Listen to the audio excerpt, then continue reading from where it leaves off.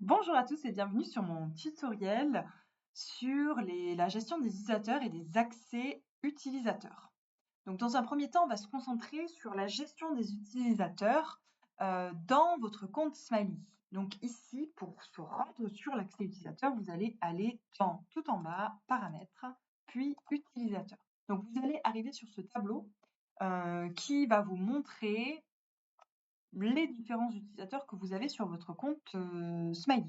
Donc ici, j'ai deux utilisateurs, j'ai Ella et Jane, et Ella a le rôle d'administrateur et Jane a le rôle de membre. Donc ce qu'on voit ici, il y a également d'autres informations, la langue du coup utilisée par l'utilisateur, également quand est-ce qu'il s'est connecté pour la dernière fois, la possibilité également de renvoyer une réinitialisation de mot de passe et pour les propriétaires, la possibilité éventuellement de retirer un accès à un utilisateur. Donc, on va également voir comment on invite un nouvel utilisateur et les différents rôles. Donc ici, pour inviter un nouvel utilisateur, vous allez cliquer sur « Inviter un nouvel utilisateur ». Ici, vous allez renseigner du coup son nom.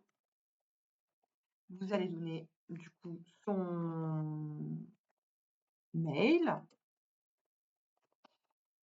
Son rôle, donc du coup, comme je disais, il y a différents rôles. Donc vous avez le rôle d'admin qui finalement a tous les accès, au même titre que le propriétaire du compte. À la seule différence, c'est que le propriétaire du compte Smiley va avoir accès à l'espace facturation et pourra du coup gérer l'abonnement Smiley, ce que l'admin ne peut pas faire. Mais sinon, l'admin a tous les autres pouvoirs également sur le compte Smiley, sauf la gestion de l'abonnement.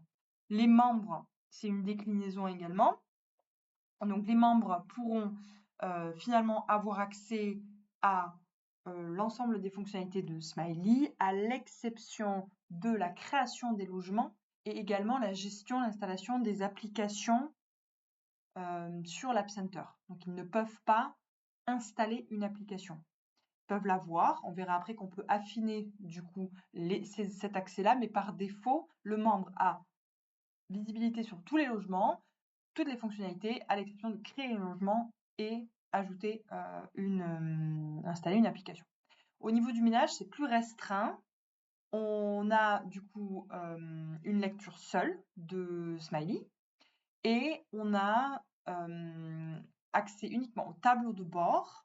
On a accès aux tâches, au calendrier et aux réservations, mais uniquement avec des informations précises comme le check-in, le check-out, le nombre d'adultes, le nombre d'enfants et le commentaire laissé à l'équipe de ménage. On verra par la suite qu'on peut bien sûr affiner après en fonction du logement, donc rendre ça étanche pour les membres et pour le ménage pour qu'il n'ait que accès à certains logements. Ensuite, on fait inviter l'utilisateur et ici, on va avoir l'invitation qui va être envoyée et le membre créé.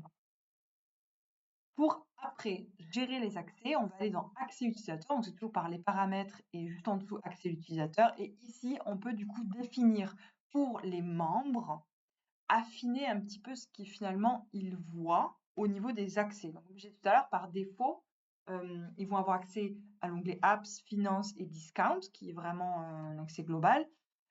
Au niveau des apps, ils ne peuvent pas en installer, mais par contre, ils peuvent voir et gérer les applications. Si vous ne le souhaitez pas, il faut faire comme ici, décocher ces cases-là. Après, si vous souhaitez quand même leur donner accès à la section apps, vous pouvez la cocher ou la décocher du coup au choix. Et pareil pour discount et finance et mettre à jour les préférences.